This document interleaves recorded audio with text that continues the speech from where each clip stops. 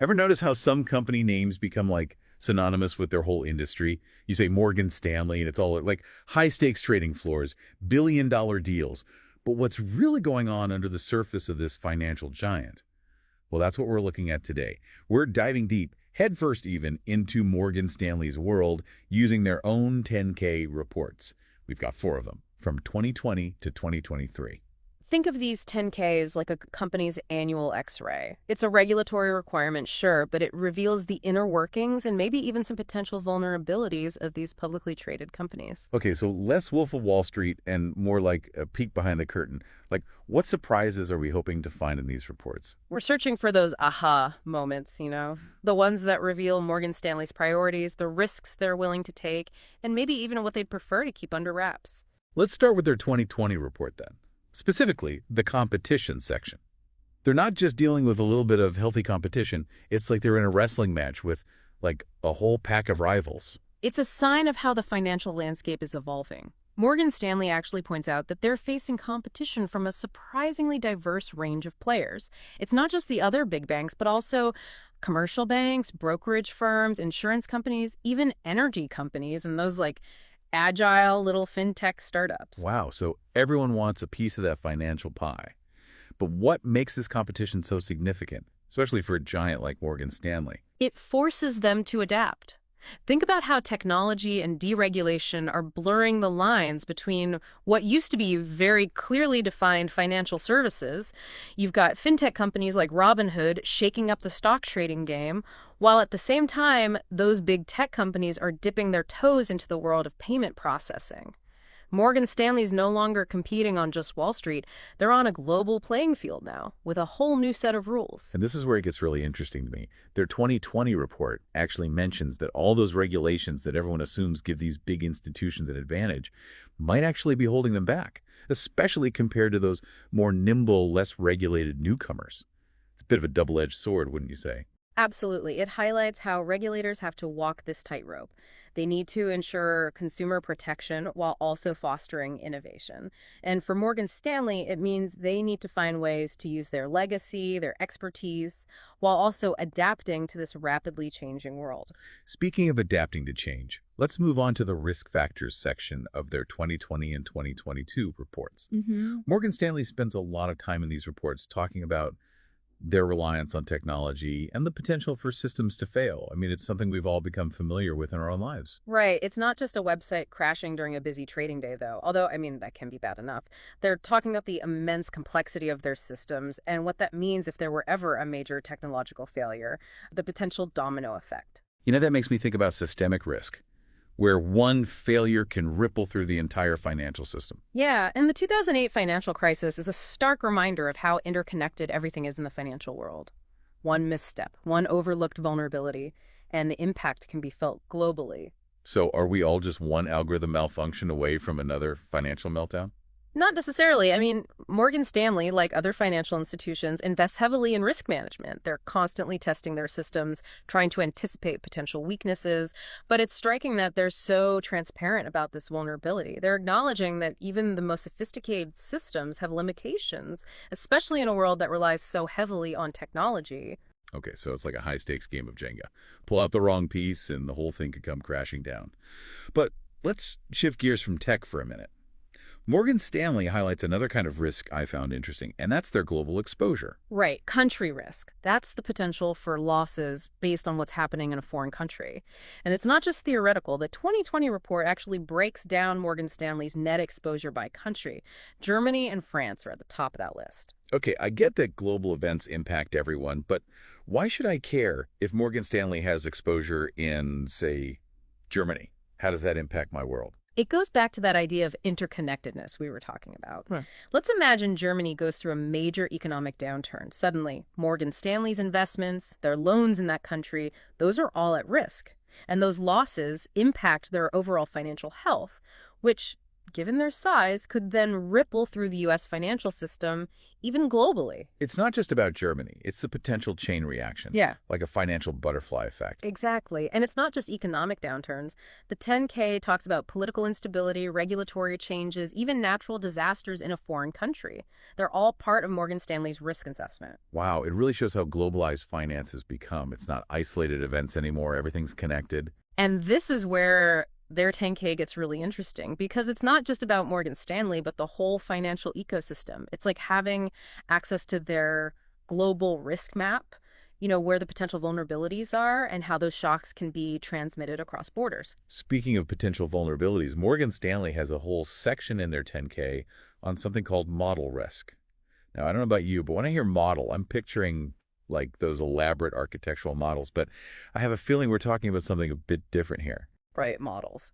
But yeah, instead of miniature buildings, we're talking about mathematical models, the kind that are used in finance to predict things like, market movements, credit risk, or the value of those super complex financial instruments you hear about. So model risk is the risk that those models are wrong because of faulty assumptions or just because they fail to account for the unexpected.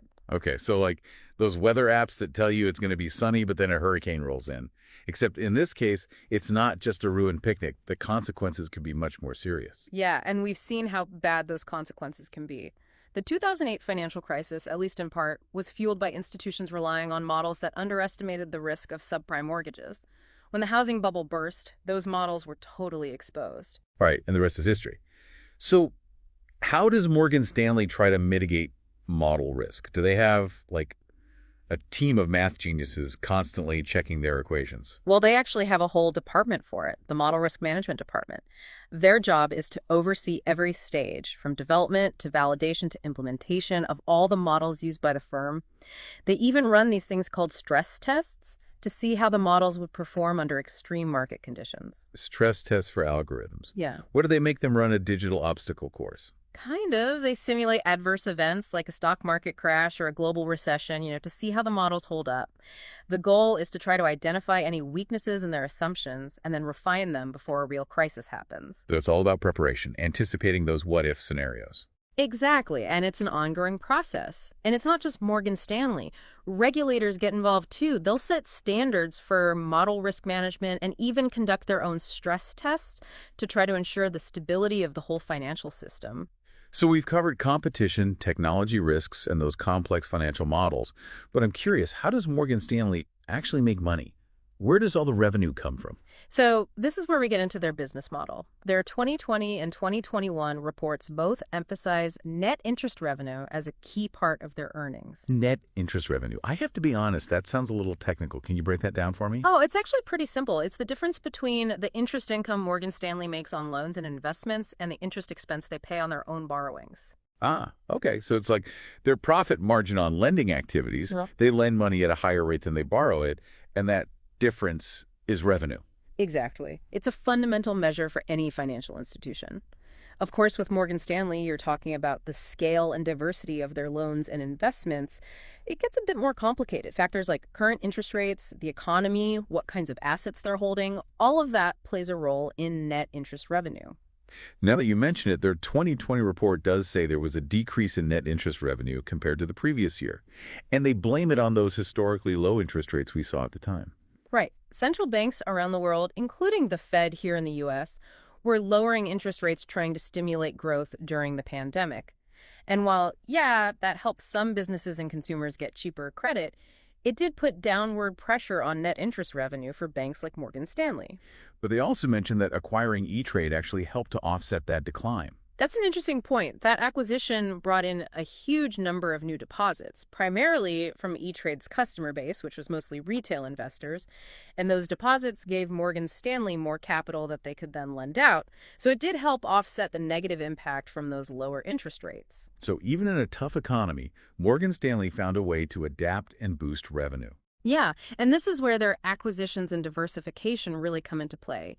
Expanding their offerings, getting into new markets, it lets them create a more resilient business model that can handle economic ups and downs. Of course, that's not without risk. Oh, What kind of risks? Well, acquisitions themselves, they have a ton of growth potential, but they can also be risky. Integrating two different companies, their cultures, their systems, that can be really hard.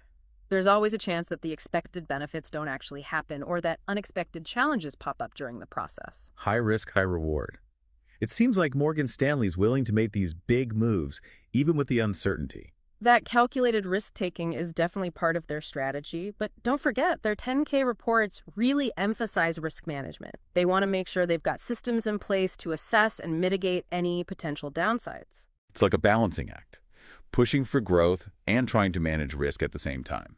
Which reminds me, I'm curious about executive compensation. It always seems to be a hot topic, especially in finance. What do these 10K reports tell us about how Morgan Stanley compensates its top executives? Great question.